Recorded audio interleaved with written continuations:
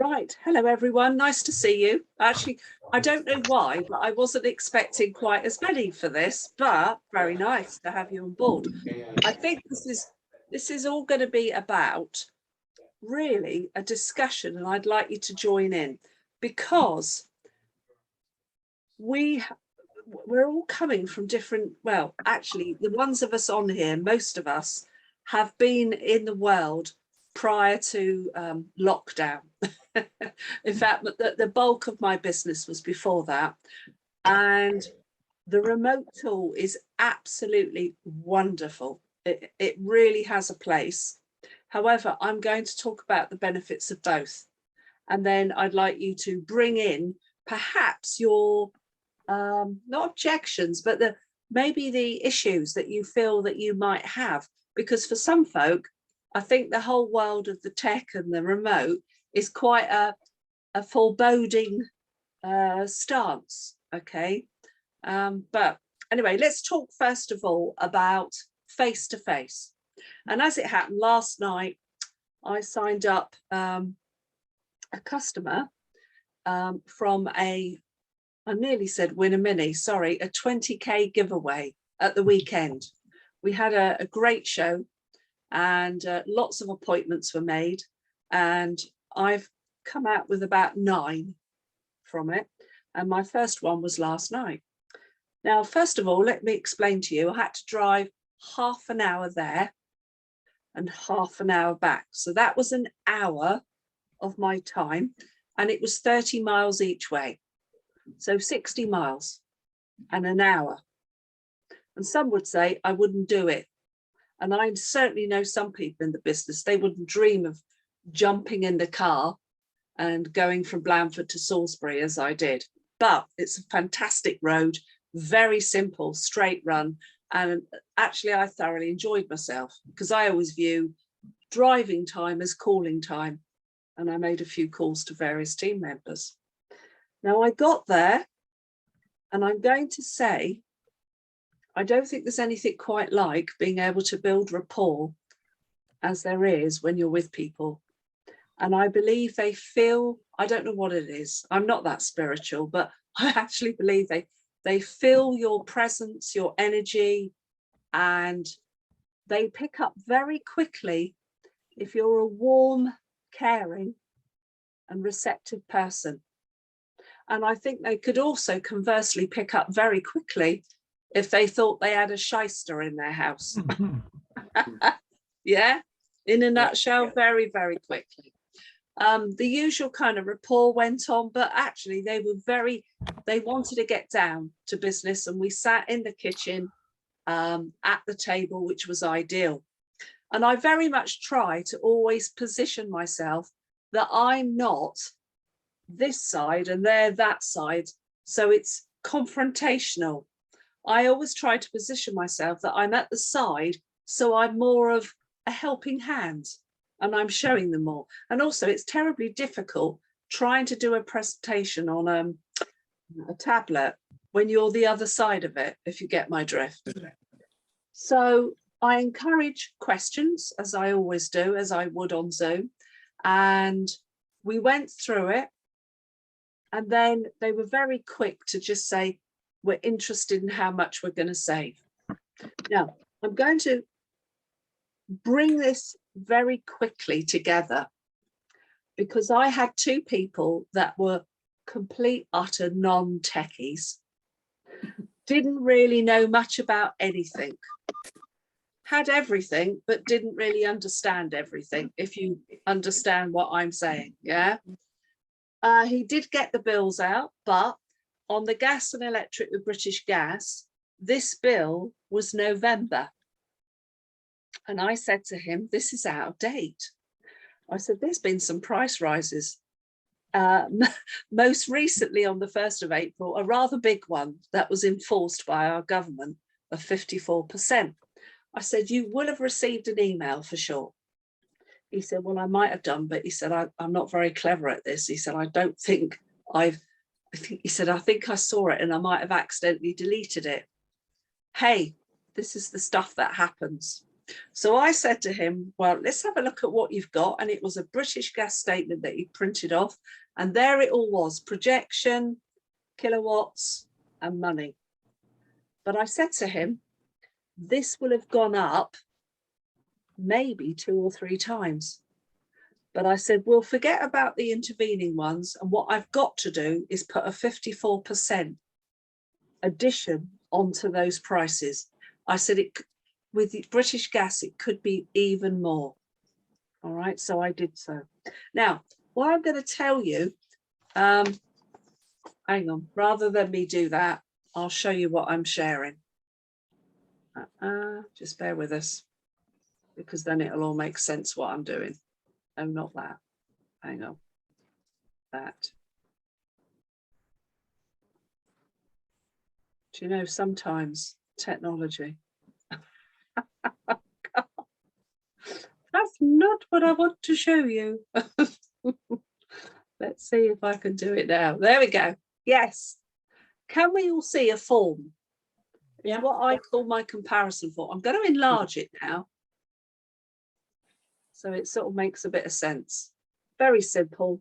Appointment time, date, prospect's name, address, telephone numbers, when they become customers, an account number, monthly spends now, annual costs now, annual cost UW with an option of variable fixed monthly, and all the bits and bobs.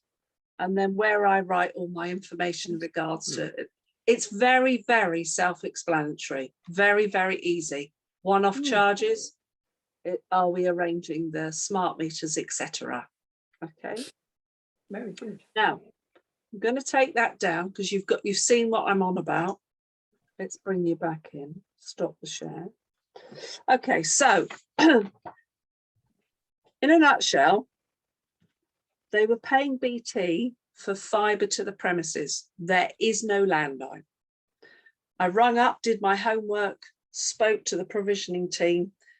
I have been under the illusion that if it's fibre to the premises, they can go back and have a landline, and that evidently not. But he was paying £42.43 a month and we were 31. Oh. Nice saving. This was on a like-for-like 100 megs, full fibre, 100. These two are not online gaming. They're elderly, okay? They weren't worried that they didn't have a landline, okay, because they have got used to mobiles to an extent. But on an annual cost, currently with BT, £509 against our 372. And when I wrote it down, he went, oh, I didn't realise it was as much as that. Isn't that interesting? As soon as you start writing figures down annually, the true extent of what things cost.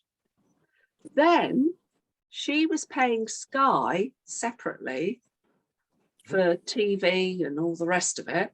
And she was spending £41 a month to Sky. Interesting. Then they're both on O2. She was currently in a contract paying £72 a month for an iPhone handset. Yeah, I know, I can see the expressions. An iPhone handset and tariff. Doesn't expire until 2.5 years away. 3-year contract. Oh, £72, good God. Yeah, she had the top of the range iPhone and now admitted to me, don't know why she did it. Interesting, isn't it? Okay, so that was out of the equation. However, he was with O2 and he didn't know anything about anything. He didn't know what data he used, only that he gets messages saying he's gone over the data. Okay. Anyway, I said to him, and I'm now going to say a benefit of being there. I said, Keith, would you like me to find out for you what you're paying and everything? He said, yes. So he put me into his iPhone and I found out through the general settings what he was actually using. and he was using about 15 gig of data. Quite a lot, actually. That's quite a lot of data. And what it's mostly is that he doesn't close his apps down. Do you know what I mean? Yeah. So they're still running, and he's using it all outdoors. So that's why he's using a lot. So that's why he's £20 a month. Some months were going up to 25. So I said to him, let's give you peace of mind. And let's say, definitely you need the unlimited. With us, that's 18. So instead of let's go the minimum 20, 240, that's going to be 216 now. And he went, oh, that's good. So now we've got two things that we're saving on. Yeah. However, we find out later on in the conversation, he can't leave BT. The contract is till the 26th of November 23, and it will be £806.17 to come out of contract. Couldn't do that. And by the way, this is me playing around on his phone, going into his stuff and finding the information for him. I'm not sure how I would have run this on a Zoom. I don't think it would have happened, actually. Anyway, British Gas. So basically, in a nutshell, let's tell you what happened. We had to eliminate the thoughts of phone and broadband. Wasn't going to happen. And I said to them, as much as there's £200 to help you switch, I don't think I would expect you to hand over to BT £600. And he said, no, I don't want to. I said, I don't blame you. So what we did do was we talked about the other stuff. And he had mentioned to me at the show that he was with British Gas for boiler cover. And I said, oh, I used to be with them. I said, I used to pay about £31 a month. He said, oh, I'm paying more than that. So anyway, we get to the boiler cover bit. He gets the document out. He's paying £42 a month to British Gas for boiler cover. Then when I bring up the screen, he then clearly sees what I'd already said. He's actually going to get more cover, things like pest control, roofing, locks and doors, all the annual service, all of that. And now it's going to be for £18. And I said, I have actually been paying this for the last 5 years. It's never gone up. He said, how can you assure me that? Fair question, isn't it? Hey, was I glad I was there? Do you know why? On my phone, I went to my app, went to bills, and I scrolled down and I kept showing him. And I went back. I said, this hasn't changed. I said, are you bored yet? You know, and he said, marvelous. And she turned around and said, well, you've got to have that. So here we are. When you do it yearly, and I'm with them and they're watching me write this down.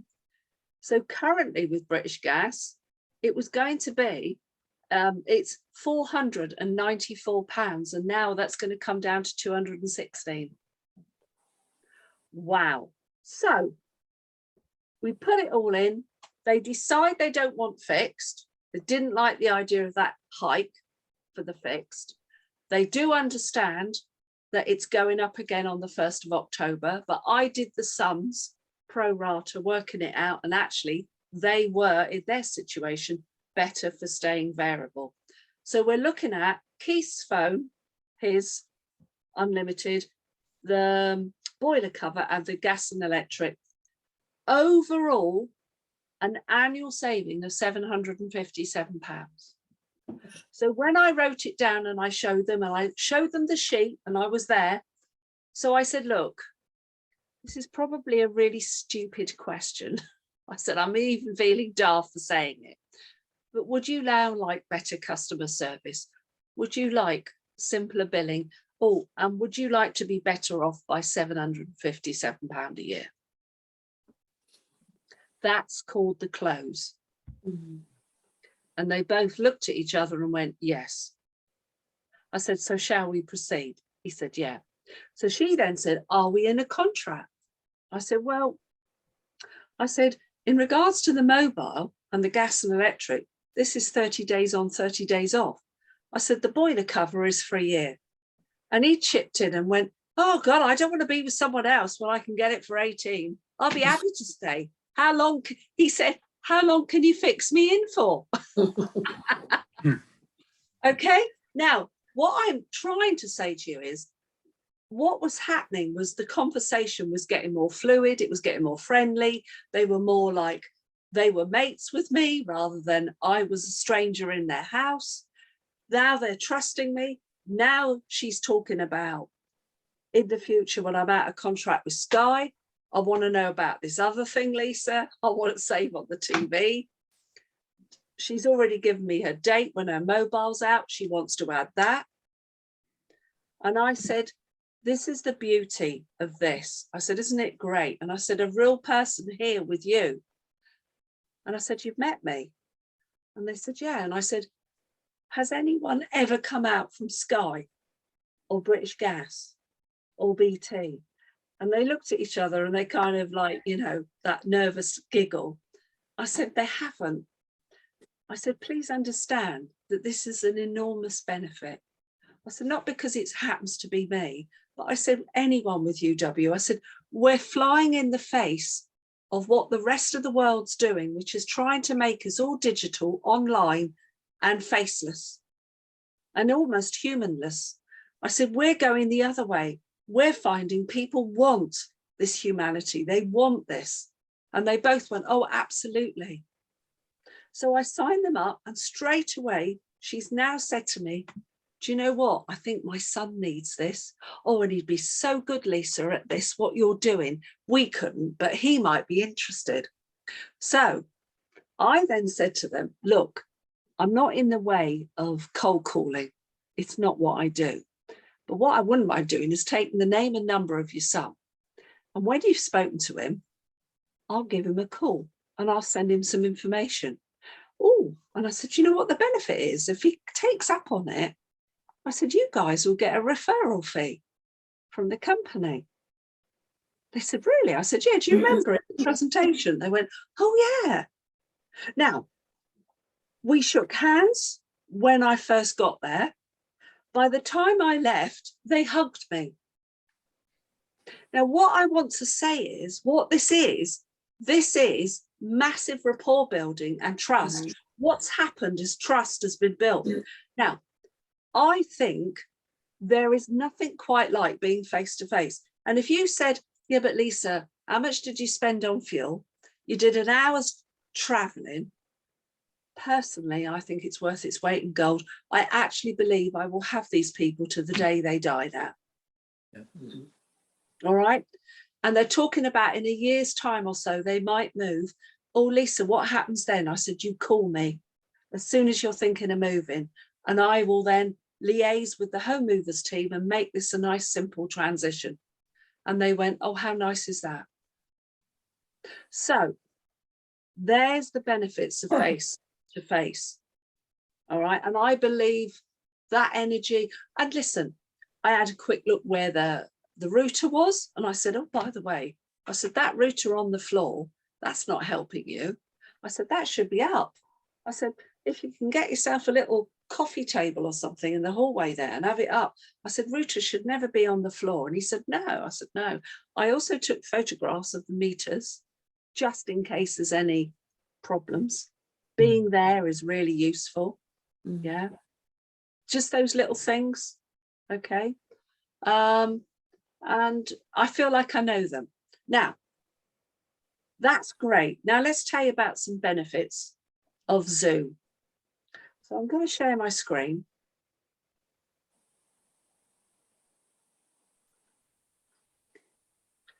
So in regards to Zoom, actually, there is no travel time. Isn't that great?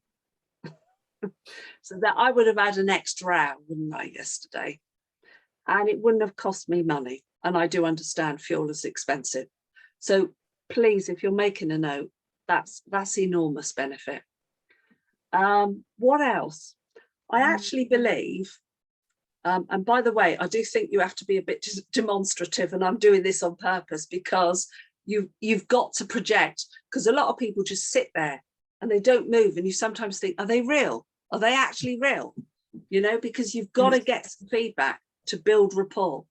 But what is beneficial about Zoom is, and I did have this on my tablet, all right, when I was doing it with them, but showing them this stuff, look, which is great, I said to them, it's brilliant. It's like the consumer's Bible, all right? People go to it to find out where they should, you know, purchase services or items. I always say to them, the truck I've got with which, so you've got to pay about 10 quid a month to find out what you want to know. Whereas Trustpilot is totally independent. And I never run these companies down. I just say, look what they say about broadband and Sky and BT and poor man's BT, which is PlusNet. I just linger on it and let them see this. And this one's always a shock when it's Vodafone. By the way, whoever they're with at that moment, you are seeing them looking at it intensively. Please don't run the companies down. That's not a good thing. Let's talk. And I always say to them, oh, that's a bit better. Virgin, O2. And then I say to them, now let's take a look at Utility Warehouse. Wow. Look at that, I always say. Look at that. Do you know what? I tell them the story. I use it, my family and friends use it, my accountant, my solicitor, my hairdresser, my GP, my dentist, the dental practice. I said, it goes on and on. In fact, people I actually trust to help me, they use this. But what this tells me is this is completely independent. Look, 21,272 people bothered to write a review, of which 65% were excellent. Now, look, I always say to them, the British are a moaning lot, aren't they? Negative. Usually all they ever do is moan. But my gosh, 65% bothered to write something positive. As a partner, it gives me confidence with people like yourself to say, look, there's an awful lot of people actually think this is terribly good. All right. Now, you can do that with them, but I also think it's very powerful on Zoom. Other things you can do on Zoom is you can bring in, and I'm going to bring it in, which broadband speed is right for you. Because you'll get people constantly saying, oh, I need 100 plus. Well, actually, you don't. Oh, and can I tell you another benefit? Now this is the massive benefit of Zoom. I'm on my internet and I'm using it and they're seeing it in operation. There is no refuting about that it's good or bad. It's there and it's working. Now, when I'm in someone's house, yes, it's great. On my phone, I can see what real speeds they're getting with my, I can do a speed check with them, but this absolutely supports UW, okay? The other thing you can do as well, let me stop the share, go back. On Zoom, it's all a bit quicker. What you've got to try and do is try and turn the presentation into a conversation as opposed to a presentation. It's much easier to do that face to face, but it is possible to do that. And it's all about the interlinking words that you say between each slide that does that. And that's possible too. It's a lot quicker, obviously. If there was a negative, it's a lot easier for someone to cancel a Zoom appointment because they know, oh, well, she didn't bother to set off, did she?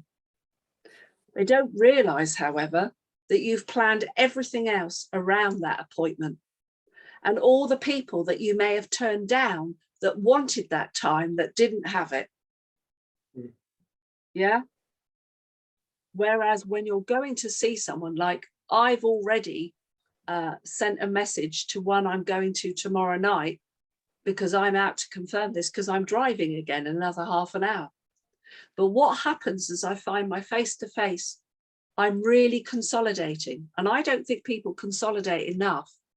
and I talk about this all the time, the consolidating is, even when you've got the appointment, you then stop them in their tracks and you say to them, I know we've made this, however, is there anything that you can think of that will get in the way?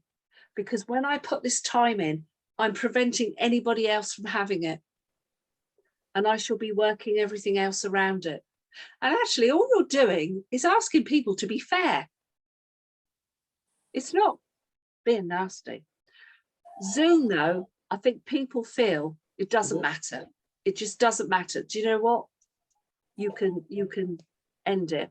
So that's, I think, an adverse. Benefits of being face to face. I find people just allow me to use my tablet in front of them because they're watching me do everything. So in terms of filling in the form and all of that, oh my gosh, I get it done faster. All right. And I'm always making sure that they see everything and they're checking it. With Zoom, what happens at the point of details and sign up, it automatically goes over to the customer. Has anyone had those customers that can't seem to fill in forms? Because I have them. I don't know why I get them so much, but they can't seem to do drop down boxes and they miss out the months on their date of birth. And you think to yourself sometimes, how hard can this be? And I'm dying to get hold of it and do it, and you can't. So you see, there's pros and cons, isn't there? Definitely. Yeah. Benefits of Zoom. If somebody's interested in being a partner, actually, I think it's really good because there's an awful lot, as I've already done on previous ones, that you can make it happen real fast. So I've kind of given you a few ideas. All right. I want you to unmute, and I want you now, if there's anything that's going on in your mind and you're thinking, perhaps Zoom is all just, or remote is all too complicated, because there's so many ways you could do a remote appointment. You could do it just over the phone and you give them the whole link and they're on there, and then you're both seeing the same screen and you're not seeing each other, which isn't very good. Those are the worst, aren't they? You can't even see them. You can't show them Trustpilot or anything like that. The next one is people do video on WhatsApp and then do the remote again. That's not so bad because you're seeing them. Personally, I think you can't beat Zoom with the remote because you've got much more flexibility. Come back to me, anybody. What's your thoughts on all of this? About Zoom, Lisa. Sorry. One at a time. Yes, Kathy. The nice thing about Zoom is if you've got somebody across the other side of the country who's interested in joining, then you can do a Zoom call and still sign them up. I had a customer that I signed up that lives over near Ipswich that I'd never have been able to get to. So I'd say that's a really good benefit for Zoom. Oh, and also supporting a partner, because I'm doing I've been doing a lot of people that are over in Kent, but the partner is up in Norfolk. So that is just like, it's formidable. It's formidable for supporting and for people. Oh gosh, the days now. If I sign someone up in Scotland, Ian, wonderful. It doesn't matter. I haven't got an 8-hour drive. You'd enjoy the drive. I would, because I know how lovely it is, because I have been up there, as you know. Yeah. What else? Anybody else? I was going to say I a hybrid. enjoy them, the face-to-face. Pardon?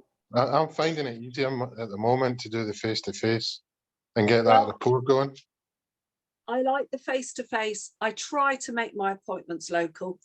Personally, I think I would travel up to at least an hour's drive. And as Dawn will tell you, prior to this remote tool, I had an hour and a half's drive to go and see Dawn.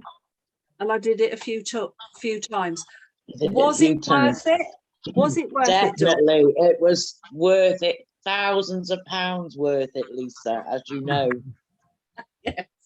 And by the way, Dawn came through a referral of a friend that I met at the Romsey show, that I met Dawn because I went to sign up the Home Guard Club that she said to me. And it was Dawn that was the treasurer. And Dawn, being Dawn, turned around and said, hang on a minute, I could have this at home. I want this. Yeah, Emma, definitely. are you asking something? I was just listening. All right, okay. By the way, Emma went future team leader today. Yay! Excellent. Rod, you had your hand up. Yeah, I was just saying that I found that actually in practice a hybrid approach is quite good. A lot of business people prefer the Zoom, partly because they're doing business on Zoom. But when they refer, for instance, I've had a couple who've referred their parents to me, and they said, oh, you will have to go and see them because they're older and they prefer face-to-face. So it seems to be two camps, but providing you're flexible enough to do both. And also, Rod, you've just reminded me, earlier in the day, out of the blue, I got one of those mobile numbers I didn't know. And I always get excited at those because I think, oh, this could be new business. And it was. And what it was a recommendation, a referral from parents, unusual, parents to daughter. And we ended up meeting up at 2:30. And they own the property and they're paying all the bills. And she said, Mum's told me for years, Lisa, I should have got hold of you. And I wish I had, but hasn't. And what happened was she couldn't gain access to the property. Her husband had given her the wrong bloody keys because they live in another property. So I said, let's take a photograph of the meters. So we're face to face, we've built rapport, but now we've both agreed, because she lives in Boston and I'm over here in Blandford, we're doing it on Zoom, Rod. So that's a hybrid, as you call it. Yeah. But we've already built the rapport, so to speak. Yeah. Can I add a very quick one about, actually this was on Zoom, but a lady I signed up, a few weeks back now, wasn't very happy, to be honest. She had to wait for her electricity being switched over, and then she didn't get the router before the thing went live. And she called me up saying, I'm not happy. So I said, well, tell me what happened. So she told me. So I said, let me look into it.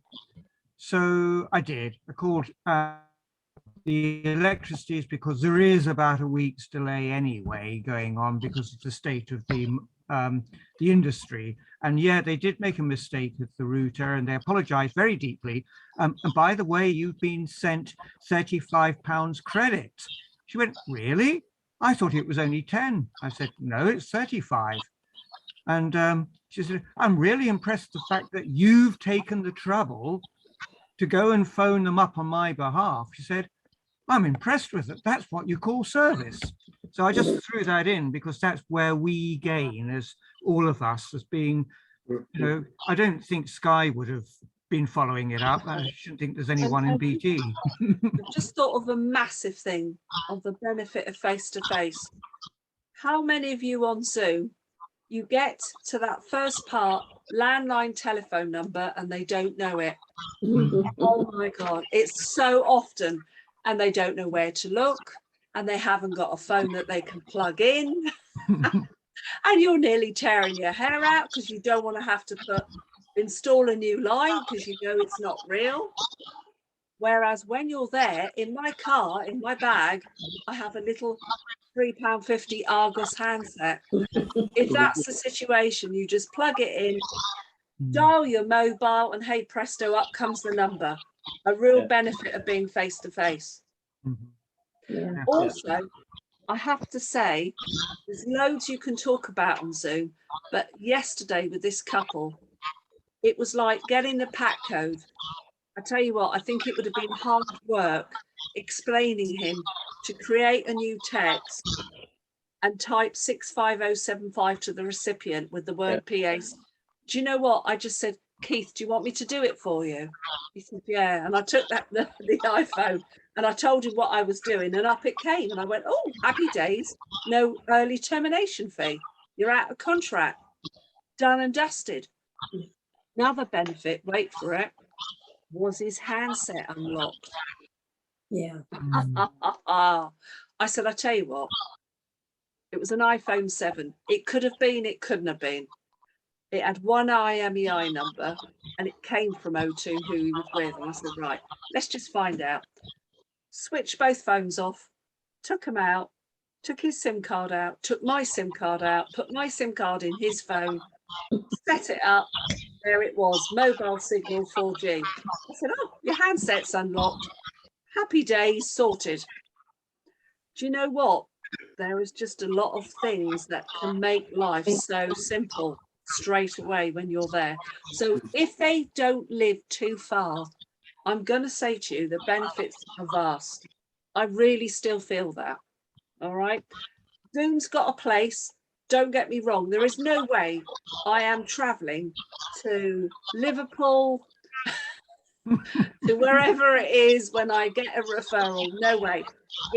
It's a great addition to our tools, I feel. It's a great addition, but if you can do face-to-face, it's also good. Lindsay. So you'd say that as a broad range, something like if somebody's within an hour's driving, or if they're elderly and not so tech savvy, then it is better face-to-face. That's a broad sort of thing, would you say? Yeah. Don't get me wrong. I've done some supported Zooms with people that are so tech savvy at the prospects at the end. It's like, oh, they'll do that, they'll get their own pack code, they'll set up their internet, they'll do everything, they're fine.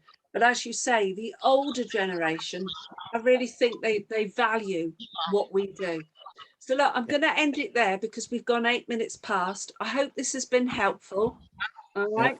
I just thought it was another little thing that, and if you can think of anything that you want me to go into, please let me know. I've got a few suggestions coming in, but I thought that was one that maybe would come into play. And see you all next week. Thank you. Thanks, Lisa. Lisa.